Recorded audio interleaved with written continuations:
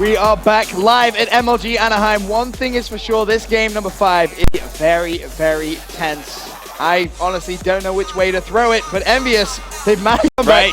They're at game 5. Yeah, this is going to be pretty nuts, man. I mean, EnVy is very, very good at freight search and destroy too. You know, they have a lot of different strategies they like to do. Right. There's a lot of times we might see 2 underground push, and my favorite one they ever actually do is they do lightweight, and they go for a fast B, and they just try to get right into fire. And it works great, but on the other side, I mean, Curse Black, they're definitely a team who brings some unique strategies. Yeah, they're basically going to be requiring, and this is the God's honest truth, Moch to get first blood. If Moch can get first blood, it opens up the map a lot. Then they really do rely on him, so he's going to be the player that you need to watch out for. Wouldn't surprise me as well on the attacking side to see him bring out the LMG.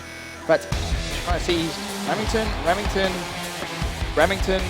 Yeah, there's 4 Remingtons for Curse, which I was a little bit shocked and MTOF from Tipsy. Okay.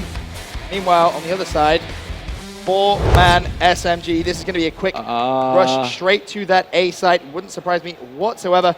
Bomb carrier is going to be murked. You see the smokes are going to be thrown out.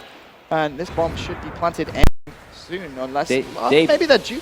Yeah, no. They're actually going to go for the front B push here. There's that first blood from Machilla I was just talking about. So now that opens up the map for Curse, and they should be able to pick up this round if they play this right. Well, they're actually playing very defensively smart, too. I mean, they have one guy rotating all the way back to make sure no one comes from underground. And you can see Merc, you know, you see the bomb carrier right there in the middle. Merc always grabs the bomb for this EnVy squad, and he's trying to figure out, like, what's the best place to go for. Right. What's interesting as well is when I've watched EnVy in the past, if they want to go for a B push, they actually allow Parasite to take the bomb. They leave Merc middle map, because what that does is when you spot Merc middle map, you think, oh, they're going to go A. Meanwhile, Parasite flanks around the outside, but 3 players go down. Nameless now in a 1v4. We saw an epic clutch at COD Champs from him on this exact map.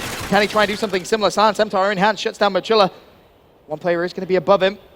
As well, a couple of players coming in from behind. 29 seconds, not the most time to work with. Sees the second. It's going to be Tipsy. He's going to be weak. He's going to the kill. Bernstein 2-0. Nice start from him. And Curse, I think that's an important first round win, because that's going to give him a little bit of, you know, psychological, momentum. They're going to feel a little bit more comfortable that, you know, they've just back to EnVy. If EnVy win that first round, that's going to be a bit of a party pooper inside that booth. Yeah, I mean, it's always depressing to lose 2 games in a row, especially when you're up 2-0 and then it forces game 5. Last thing you want to do is come out and lose the next couple of rounds. But you know, it's going to be interesting to see if Machilla is able to get this first pick for this offensive squad. I mean, I've watched him play Freight enough, but here's the underground push, and they are going to stack this. Whoever it is from EnVy, which is going to be Study, he is in for a world of pain here in a couple seconds. 30 got a couple of shots down. Machilla did well to stay alive. Study did actually get shut down, but you see the rotation coming in. This is so good. They're like a SWAT team. Yeah, they really are. A kill goes down at the back of the map, and oh, just like that, bomb goes down. 3 on 2. Merc and Parasite up for Team EnVy. Time ticking away. Like a statue, knows he doesn't need to move. Play the time and enable.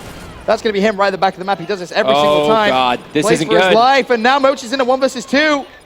26 seconds left. He's going to get a 1 versus 1. Now, Merc's going to know where he is.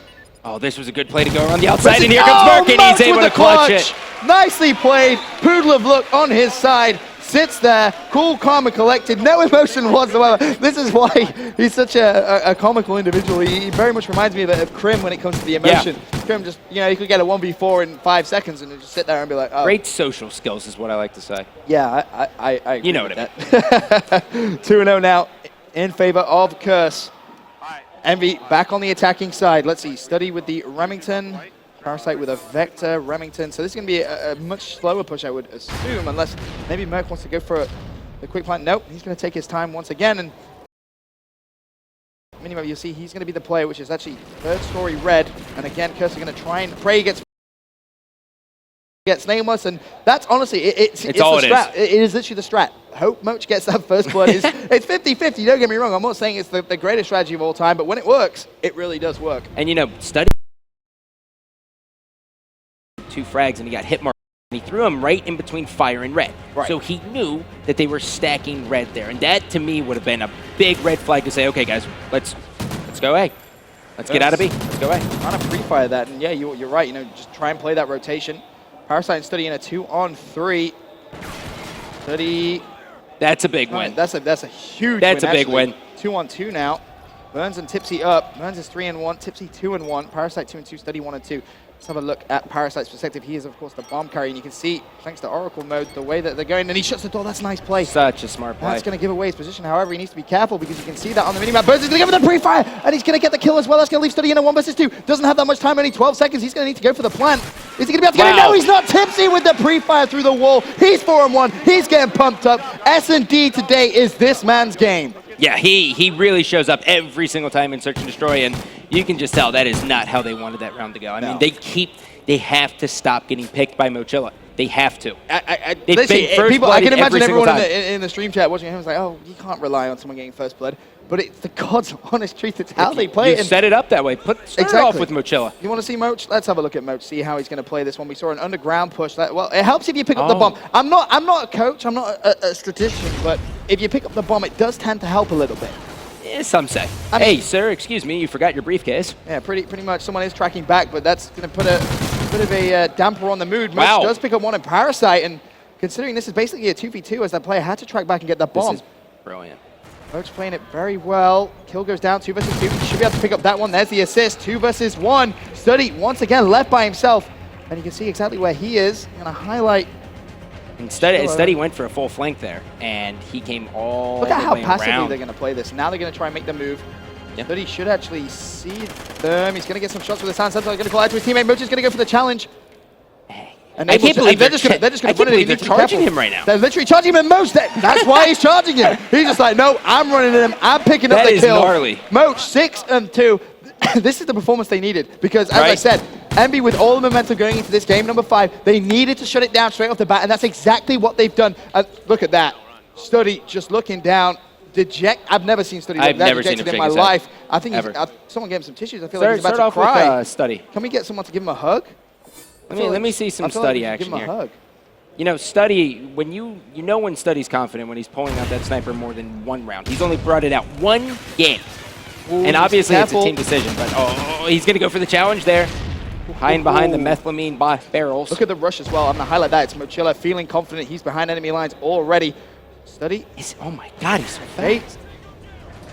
Enable has gone down for first blood, but as I said, Moch is dangerously behind enemy lines. He's gone underground. The gunfight is going to go down. I'm just going to have a quick look, see if Moch does win it. No, he doesn't. Nameless with a big win. That's going to open up the map. Now Burns in a 1-on-4. He's just going to get rushed. They're all around him. There's no way he's going to do this. Surely Parasite comes in from behind, gets it. 4 rounds to 1. EnVy stay alive for now. The big thing, though, is for now. Are they going to be able to win more rounds? They can't allow Curse to get to 5 rounds. No. They can't do that. It's just not going to work out for them very well. I mean, EnVy just likes making things interesting. The first Search and Destroy, they were down 5-1. They lose 6-4. So it's time for them to come back now here. They are going to be on defense, so that's going to be nice for them. But we're going to go ahead and jump straight into Mochilla's point of view to see if he can still continue his streak. He has gotten 4 out of 5 first bloods. Pretty impressive. Yeah, that's very easy when they do a lot of it, too, so my stats actually sound good. Burns, I thought he was going to go for the quick plant, but decided he didn't want to. Nades go flying in from Nameless. That's a very nice nade. Man, where did he throw that from? Let's have a look where Nameless was. He was actually all the way in, I think that must have been red. Must have thrown it from 3-story red. You can see Nameless' perspective right there. He's seen a couple of players go for the rotation, and I think, are they going to go underground? Doesn't look like it. Shots being fired. Enable does clean up Nameless. That was with the LMG, I believe. Moch still hunting down some players. On my left-hand side, there's going to be no one home. And what the? What? All right, I need to clarify. If you're watching from home, they can't see the orange outline. That's what his perspective looked like right there. He just... poodle of luck. Don't ever say poodle like that again. Poodle of luck, dude. That's what it is. It's a poodle of luck. Let's just watch this. 3-on-2 scenario. Wow, Study 1-5 here. He's still alive. Jump up over Study. If he can clutch this round out, I know he's going to have enough momentum to where he's going to be fine. But he's kind of... It's ballsy. It's very high risk strategy, but he's going to try and go around. 22 seconds left. He wants it to Tipsy. Tipsy cleans him up. Merc now in a 1-on-3. Cleans up 1. Can he find a second up top? No, he can't. Enable cleans it up. And Curse 5-1 in the lead at game number 5. This is unbelievable performance from them, considering EnVy's comeback and the hype they had going into this. This is a different EnVy. I don't understand how this has changed so quickly. 4-night rest. Only thing I could possibly think of. But, I mean, they're definitely not out. No, they just need to. Honestly, when you're 5-1, the only thing you do, you strap in, Say, buckle up. We're taking each round, round by round, and you can't choke anything, period. Your backs are completely against the wall. This is their tournament life. Study 1 and 6, though, definitely a factor. Such a solid search and destroy player. Statistically, he was actually the best S&D player in the world at COD Champs. So he had that going for him. Burns is going to draw first blood, though. Study's going to need to go for the trade. Does connect with a hip, nearly killed his teammate there. There's a player second story, Red, though, who may actually just drop down. So, sorry, Merc, I believe Study, he's actually all the way at the back of the map. Oh, Merc does go down, so Nameless and Study in a 2-on-3. Wow, Nameless goes down and Study in a 1-on-3. Can he make it a 1-on-2? Yes, he can. This could be the start of the comeback. If he can get this clutch, the momentum could be huge for Study and Team EnVy. 48 seconds left, bomb down. Look at the position bomb is down. That is the worst possible spot you could ask for bomb down. It wouldn't surprise me maybe if Study tries to play for the kills here. He's going to go around the outside. Oh, this is lining up perfectly for him. They're both watching the exact same thing. No one's watching their back. Seconds left. Okay, he's going to see one. Oh, he does see it. He's fired. Oh, no! No, he gets it. Oh, he got the head. He does get it, but that's going to be a one-on-one. It's going to be bad. And Burns picks up the kill, and Curse Booth erupts. They knock out Team EnVy, getting a little bit of revenge back from them.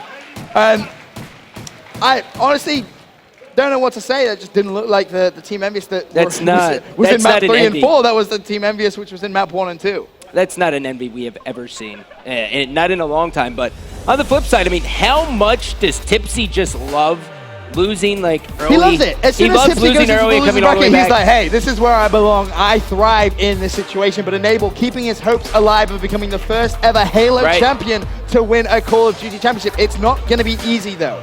It isn't, because they are going to be playing Europe's powerhouse, TCM. That is going to be a wild game.